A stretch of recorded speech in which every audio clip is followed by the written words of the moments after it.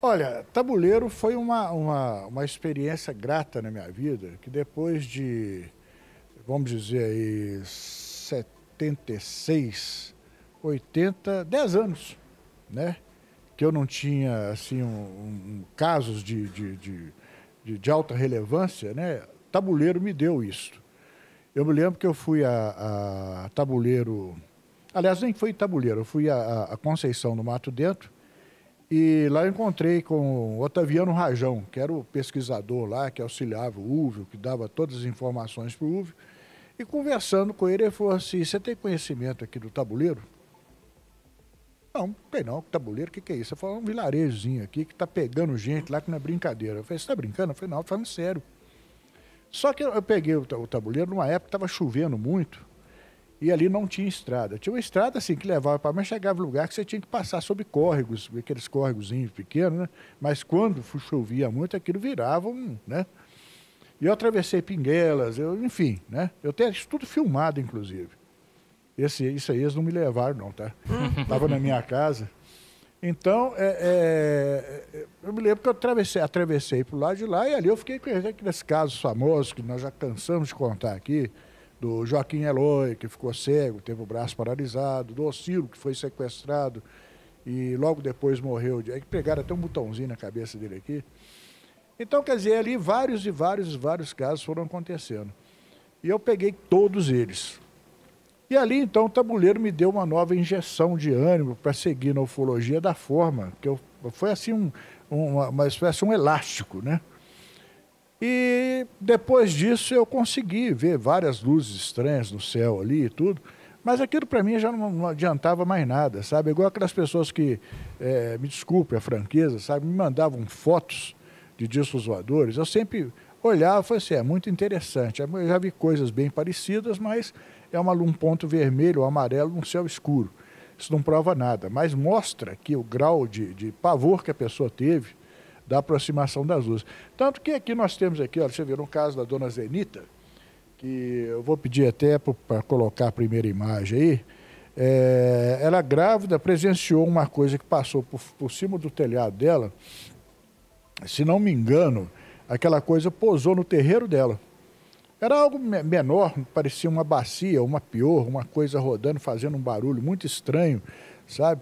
E ela presenciou isso e eu não sei se a imagem número 1 está aí, o caso da dona Zenita. Sabe? Ali está o Paulo tinha cabelo também, sabe? O Paulo está parecendo daqueles terroristas antigos, chama Tupamaro, né? Aqueles Tupamaro. E a dona Zenita é aquela que está ali do lado. Aliás, mandar um abraço pro Paulo. Sendeiro luminoso. Mandar um abraço pro Paulo, o filho dele pegou, se não me engano, foi dengue, está com pneumonia. Ô, Tiago, pede pro seu pai para cuidar bem de você aí, tá, velho? E toma cuidado, hein? Então, leva ele para vacinar, viu, Paulo? Então, essa dona Zenita presenciou isso aí, e no tabuleiro, naquela região, estava um pavor, sabe?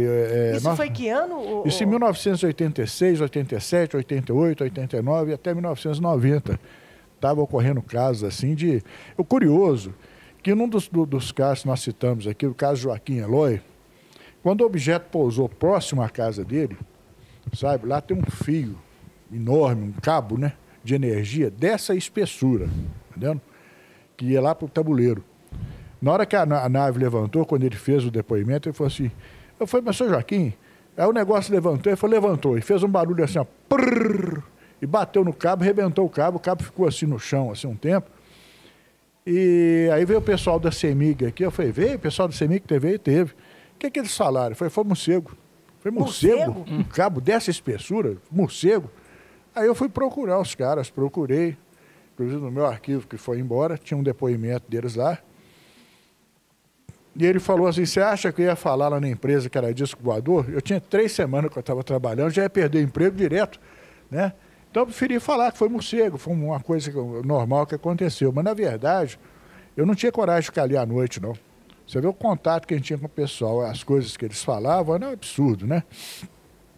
Aí tinha outra também do padre que estava celebrando missas lá na igrejinha. Não sei se o Paulo já falou sobre isso, mas ele presenciou umas luzes estranhas, né? E lembra ele que um dos velórios que teve lá, né? o caboclo lá morto no caixão, de repente as luzes começaram a aparecer, a turma saiu correndo, o único que ficou lá foi o defunto, o Decujo, né? Porque não teve como sair de lá. Mas você vê como é que as coisas eram tão normais que o Spielberg, que ao fazer o contato imediato, se ele fosse para ele, ele ia ficar invejado, porque realmente eram coisas assim. E tem outro caso interessante que o Paulo colocou aqui para me citar, que é eu não sei se nós temos a imagem número 2, é um relato interessante também, que foi de umas luzes estranhas que apareceram em 1998 com o seu Geraldo. O seu Geraldo estava acompanhado de uma turma lá, de repente a coisa apareceu sobre ele e eles ficaram, a coisa é tão clara, é uma coisa assim que eu fico pensando vocês aí, que estão do outro lado, principalmente os que não estão com imagem, mas estão ouvindo, imagine você passando num lugar, na noite, sem luz elétrica, numa estrada de terra, e de repente aparece uma coisa igual maçarico, igual essas soldas, né, de maçarico, na sua frente. Você fica completamente cego. E foi o que aconteceu. E na hora que a luz apaga, aí você fica mais cego ainda. E ele não conseguiu enxergar nem os cavalos que estavam perto dele, né? Foi uma coisa assim de pavor, realmente. Então, e aconteceram lapsos, né, de memória naquela hora lá, que se a gente for contar aqui, o programa não vai caber. Essa aí é a imagem número 2, né? Tá vendo? E o seu Geraldo, ele realmente passou, aliás, todos, né, que estão nessa situação, estavam nessa situação aí, ó, estradinha vicinal, montado um cavalo, sabe, passando aí na madrugada. Hoje a coisa mudou tanto que eles passam de moto, né? Então, né, isso aí... Mas muita gente deve passar de cavalo ainda também. Passa de cavalo, tem gente que passa de moto lá também, que nós já contamos aqui, que teve... A pé... Né? Teve um sujeito lá que ele ia lá na fazenda Galo Gigante, tomar conta dos bichos lá à noite, ele ia ver se estava tudo ok, estava tudo preso, bonitinho, né? E na hora que ele voltou, a moto dele foi atacada por uma luz, que ele achou que era um carro que vinha, na hora que ele percebeu, né, era uma luz que estava chegando para perto dele, ele apavorado, saiu igual um doido com motocicleta. Motocicleta não, era tipo uma moto lambreta, né? Que eles têm agora aí, você já percebeu? Uma coisa que parece mais uma lambreta do que uma moto. Scooter, né? Eu nem sei o nome que eles dão aquilo, não, mas é uma coisa assim, moto, né? É scooter. É scooter, né? É isso. Então ele pegou, bateu aquilo ali na lateral da estrada, no barranco, caiu, machucou todo. Eita. E a moto era da esposa dele, né? Eu falei, pô, você chegar em casa e falar para sua esposa que foi um disco voador. Não vai colar muito, mas não. Aconteceu, né? Mas a esposa dele, você sabia que aquela história acontece ali direto. E o pai dessa menina, dessa esposa dele também, passou apertado com essa luz lá. E terminando, nós tivemos aqui um açougueiro de Jequitibá que deu um tiro no disco voador. Um tiro? Sério, olha para você ver. O açougueiro Francisco Maria, de 50 anos, voltava para casa na madrugada gelada quando uma luz muito forte surgiu em sua frente. Iluminou o seu Fusquinha, ano 1973, um Fusquinha marrom, e imediatamente o carro parou de funcionar. Entendeu? Assustado, com alguns goles na cabeça, ele não escondeu. Ele falou assim, não, eu tinha tomado umas mesmo, mas não a esse ponto de ficar, né? E, de repente, ele desceu do carro, e pegou o revólver, logicamente, achando que o troço ia para vir para cima dele, falou, com esse aí é o top, igual a Ermelina. Esse aí é o top. Então são casos assim, pitorescos, né, que aconteceram, mas eu, no lugar dele na hora, eu não sei lá. Né? O Albert, chegou até uma pergunta para você aqui. Isso. Ó. Boa tarde a todos, me chamo Fabiano e gostaria de saber do Albert se existe casos de seres com corpos de luz na região do Tabuleiro. Pergunto, pois em Lagoa Santa existe um caso, nos anos 90, de seres semelhantes a humanos com corpos de luz em uma mata. Olha, inclusive eu conheço, eu estava relembrando, eu vou inclusive botar isso no meu livro, são 6 casos com seres luminosos, entendendo? E o curioso de um desses casos que eu tenho, ele é lá do sul de Minas, inclusive perto daquela cidade onde a mulher comia folhas, né? Sim. A cidade chama Luminoso. Tá? Então ali tem luminárias, tem não sei o quê, mas a cidade chama Luminoso. E naquela trilha, naquele trilho de trem que estava desativado lá, uma senhora relatou, ela e as 2 filhas, né? Que viram 2 seres pequenos, parecendo meninos, parece de gente mesmo, né? Mas com uma roupa, parecendo roupa de mergulhador, mexendo no trilho dos trens, talvez arrancando um grampo de um dormente, uma coisa assim, porque aquilo era coisa desativada mesmo, né? E quando a menina gritou assim, olha lá, mamãe, o que esses meninos estão fazendo? Eles olharam assustados e ela viu eles correndo, entrando dentro de um objeto de forma ovulada. E quando eles saíram correndo, eles foram acendendo como se fossem luzes, né? Eles viraram um ser luminoso. E ela falou, nossa, eu fiquei tão assustado que eles ficaram tão bonitos, né? Um ficou um rosa metálico bonito e um outro amarelo metálico bonito. E correram, subiram a escadinha, entraram para dentro do ovo, saiu voando, né? Então, esse era um dos casos também. Então, é cheio de casos de seres luminosos, né? Nós não sabemos se isso aí envolve uma espécie de campo de força, porque nós citamos até um caso aqui semana passada, em que os seres fizeram uma espécie de, como se fala no interior, uma visagem, né? Uma ilusão àqueles militares que ali tinha um lago. E eles foram olhar no outro dia, não tinha lago, coisa nenhuma. Você já ouviu falar em algum lá em Tabuleiro ou na região de Tabuleiro Lagoa já, Santa? Tabuleiro, não foi em Tabuleiro, foi em Itacolomi. Eu lembro que nós tínhamos uma equipe da Ampeu que nós usávamos um uniforme tipo militar. Só que era um uniforme mais tipo de ecologistas, mas as pessoas confundiam por causa do camuflado, né? Era um camuflado usado pela OTAN e tudo. E eu me lembro que numa cidadezinha onde estavam os ciganos acampados, né? Nós não chegamos a vê-los, né? Eles saíram ali, eles saíam sempre para rodar para aquelas fazendas lá. E ali eles viram 2 seres luminosos, um sujeito chamado Amaury Teles. Ele que tomava conta na época lá de um posto de saúde que tinha em Itacolomi. E ele falou que ele subindo com a namorada dele, né? Que depois ele não quis dizer que ele era casado, aquilo era um rolo que ele arrumou lá e tudo. Eita! Então ele falou assim, eu estava subindo, quando de repente ela falou assim, o que é aquilo brilhando ali, né? Ele falou assim, vamos embora que aquilo ali deve ser algum vagalume, alguma coisa. Não, olha o tamanho daquilo ali. E ela pegou a ousada, tentou se aproximar, e eles viram os 2 seres correndo, né? Em direção ao rio, né? Um riacho que tinha embaixo ali, e sumiram ali para baixo.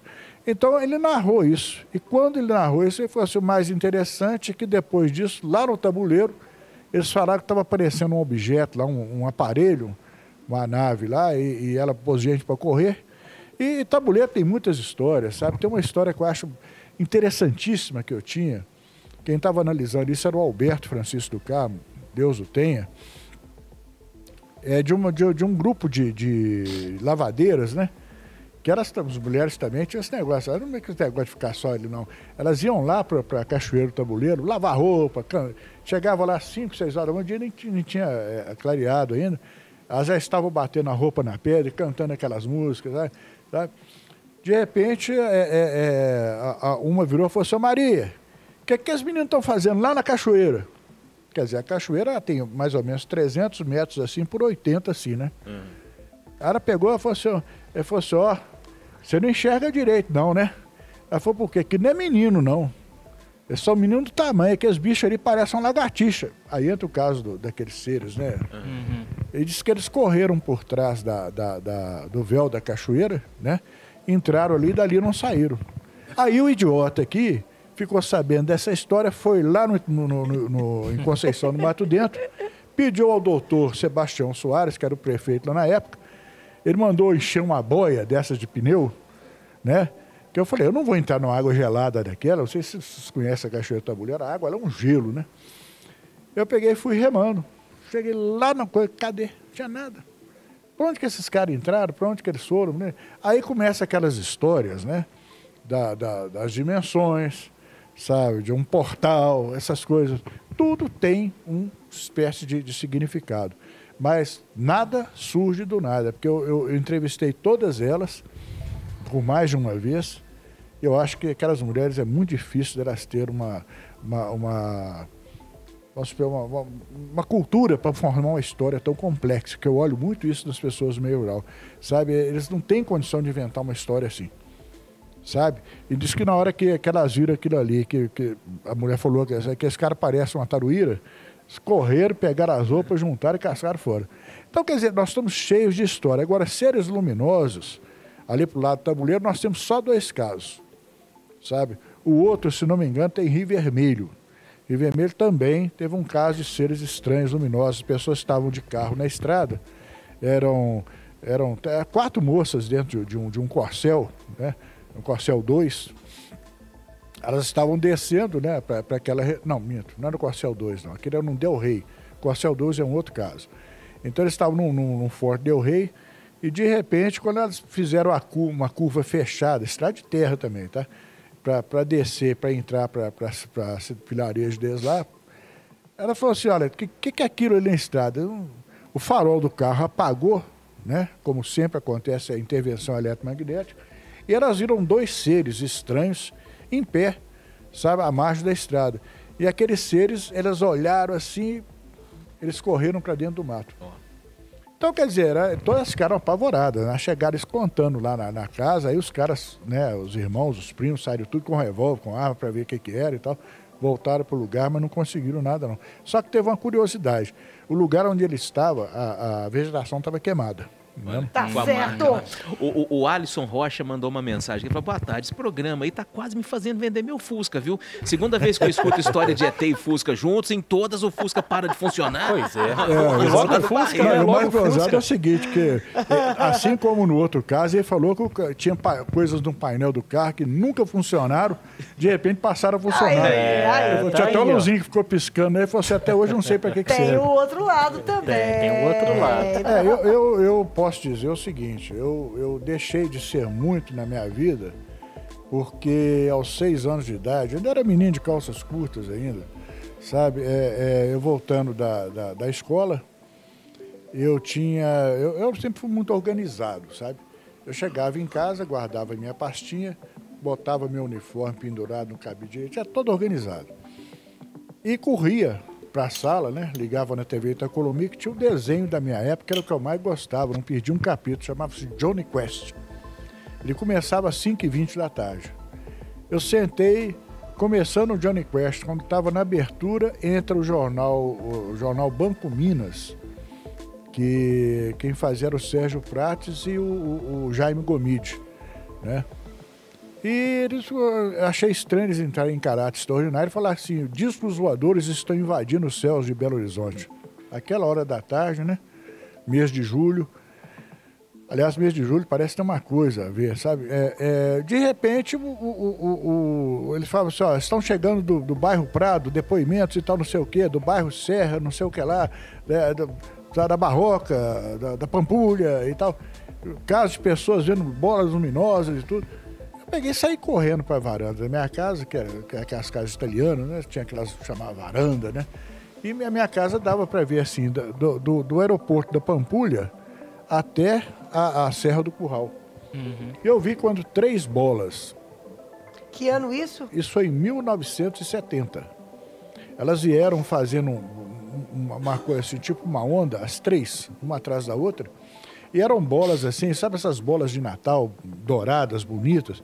Era do tamanho de uma lua cheia, grande, na nascente do horizonte, e fazendo aquele movimento, e onde elas passavam, naquela região ali, ia apagando-se as luzes, e depois que elas passavam, a luz acendia. E aquelas luzes daquela época, eram as luzes daqueles postes antigos, daquelas lâmpadas de parafusar, sabe? Era luz incandescente, né? Lâmpada incandescente.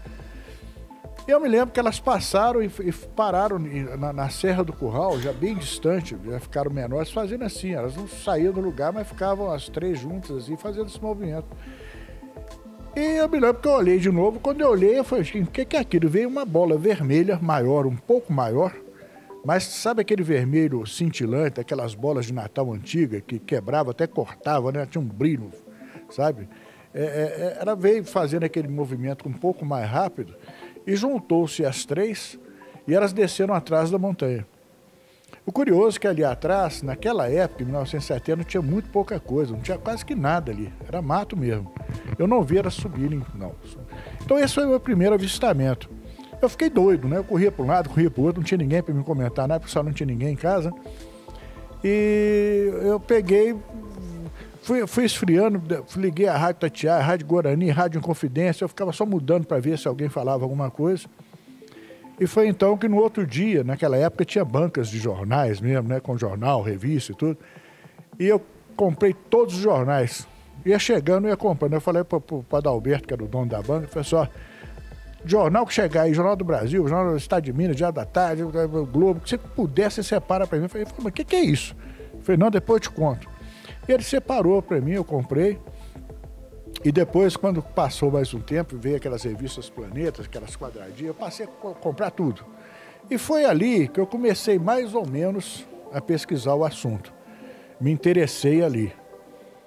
E tive, assim, algumas noites de insônia, né? Pensando naquilo e tudo. Teve alguma explicação na época Teve, disso? não teve. Ninguém falava, todo mundo falava que aquilo ali não era coisa normal. A própria aeronáutica foi questionada. Eu me lembro que teve uma entrevista do professor Úvio na rádio em Confidência. E o comandante da aeronáutica falou, não, isso tem nada a ver com a gente, não. Eu não sei o que é isso, não. Estou vendo todo mundo falar, mas eu não tenho explicação para dar, porque eu não vi. Foi desse jeito, né? Porque eles eram duros, né? Governo militar, né? Então, quando foi um pouquinho mais à frente, vamos adiantar um pouquinho. 6 anos depois, eu fui passar uns dias numa fazenda de um primo da minha mãe, né? E o lugar chamava Bom Retiro. Esse camarada, ele veio aqui pro Brasil, ele tinha apelido de Zé Português, mas ele era italiano, entendeu? E o curioso é que eu fiquei na fazenda dele, eu deixei para comprar as coisas lá, porque eu estava saindo com pressa, porque o ônibus era um só por dia e tudo. Eu falei, vou deixar que eu compre sabonete, pasta de dente, essas coisas, como lá. Só levo as coisas presenciais, como toalha, essas coisas, né? Chegando lá, ele falou comigo assim, isso foi num dia 6 de julho. O 6 ou 8 de julho, uma coisa assim. A 1h da tarde, nenhuma, era um pouco antes, 1h eu estava lá em cima, né? Eu tinha um reloginho Lanco, daqueles bons, né? Eu lembro disso. E meu relógio parou também. Esse é um detalhe que eu vou contar um pouco à frente. Ele falou comigo, ó, você pode ir pela estrada, você vai gastar 9 quilômetros para chegar lá. Agora, se você passar aqui por dentro, você faz só 3,5 a 4. Agora, você toma cuidado, porque é meio de mato, é picada, né? Eu nunca matei bicho, não gosto de matar bicho. Pode ser o maior peçonhento que for. Se eu puder evitá-lo, né? Eu fiz uma espécie de um cajado, apontei ele e fui. Gozado que quando eu cheguei, fui subir naquela trilha, quando eu cheguei no alto da montanha, eu tirei o meu boné, olhei para cima, não tinha uma nuvem do céu. Porque é mês de julho, mês de inverno, né? Naquela época, o céu maravilhoso, não tinha poluição, não tinha nada. E o curioso é o seguinte, que se você via aqueles barulhos de grilo, cigarra, passarinho cantando, aquele troço. E eu parei, tirei aqui, eu olhei para um lado, eu não tinha nada, botei. Quando eu dei uns 5 passos, eu vi uma coisa passando no chão, assim, uma sombra, tipo quando a nuvem passa, né? Dá aquela sombra, assim. Eu falei, não tinha nada no céu, eu peguei e olhei. Quando eu vi, naquela direção, como se fosse num relógio, há 2 horas mais ou menos, a coisa veio deslocando. Gente, era um negócio assim que eu calculo que devia ter uns 20 a 30 metros de diâmetro. Não era uma coisa pequena, coisa enorme. Entendendo? Se você comparar com um avião, era muito maior. É mesmo? E a coisa vinha sem fazer um barulho sequer. O mais curioso é que houve um silêncio na mata, grilo, cigarra, passarinho, tudo. Foi assim, ó, como se tivesse nada. E aquela coisa veio passando, foi... Eu tinha uma máquina Olympus triplo, né? Mas até eu desamarrar minha mochila, que estava toda arrebentada, eu ia perder. Eu preferi olhar. Aquela coisa veio passando. Quando chegou, saindo de 2 horas, chegando até 11 horas, como se fosse um relógio, ele parou e fez assim uma trava e fez assim, ó, pss, em questão de décimos de segundo, ele desapareceu, sabe? Aí aquilo ali, parece que ali eu fui picado pelo vírus da ufologia. Dali para frente, eu comecei e não parei mais, entendeu? E vou te dizer uma coisa, viu? Eu, graças a Deus, eu fui direcionado para pessoas sérias, igual o professor Úvio, o Alberto, sabe, o Arnaldo. Eu fui direcionado para pessoas boas, científicas, nada dessas porra louquices, né? Porque naquela época tinha aquela coisa do hipismo, aquele troço, né? Então, eu comecei, fui bem tutorado na ufologia. E desde então você começou? E aí eu comecei, aí não parei mais. E aí eu peguei, eu não fiquei alienado, não, entendeu? Que isso é uma coisa que eu sempre detestei, foi alienação, foi vício.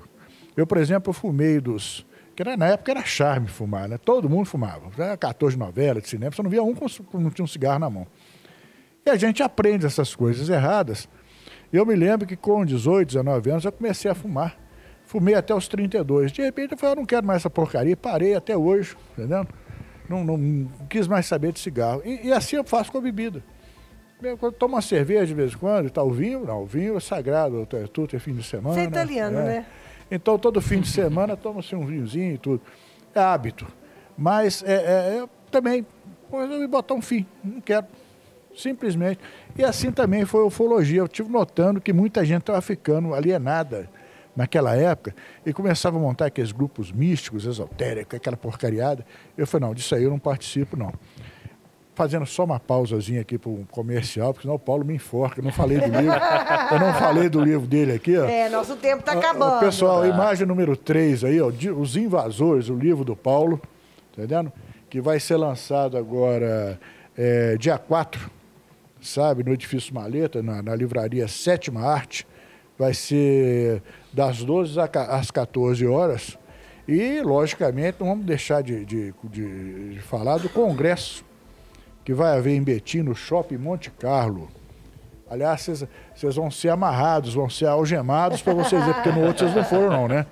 Pois nesse vocês vão. Como é que é? Só ver. Pois é, então dia 20 e 22 de setembro, os ingressos já podem ser comprados no Simpla, lá, e está à disposição de vocês aí.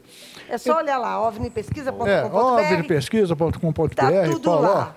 Chega, tá bom? Ô, Albert, nosso tempo acabou, mas antes eu queria só que você falasse qual é o caso, você nesses anos todos, qual é o caso que mais te surpreendeu de todos que você eu participei pesquisou? Diretamente, porque todo pesquisador tem um caso, eu tenho vários, eu não me apego, mas um só. O que mais o que mais me impressionou foi o caso do motorista de táxi.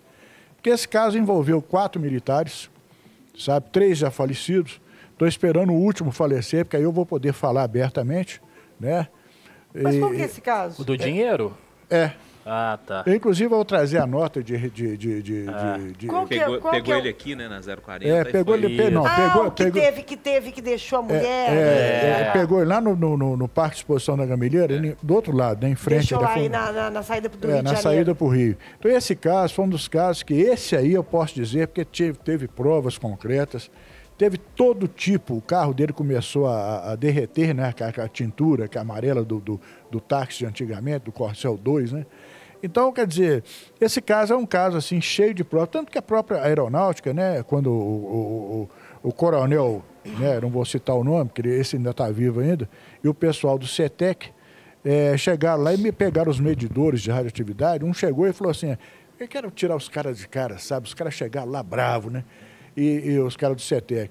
Aí um pegou um contador Geigzinho assim, colocou lá perto do carro, o contador veio, trrr, ele falou, ih, tá estragado, pega o outro lá. Aí pegou o outro também, veio de uma, ele falou, nossa senhora, aí pegou, na que pegou o terceiro, que é um daqueles grandes, né, de passar no chão, que o negócio também deu, aí o cara soltou um palavrão lá e sai daqui que esse troço está contaminado e tal, né? Eu fui um dos burros que entrei dentro do carro, peguei e saí correndo, entrei debaixo daquele chuveiro, né? Me molhei tudo, né? Foi um conselho que o Alberto me deu, não o Alberto do carro, mas o que estava com a gente lá. Então, quer dizer, ele falou assim, talvez isso explique por que os meninos todos aqui na região estão tendo dor de cabeça, vomitando, sabe? Radioatividade, né? Então, esse caso foi um caso assim emblemático.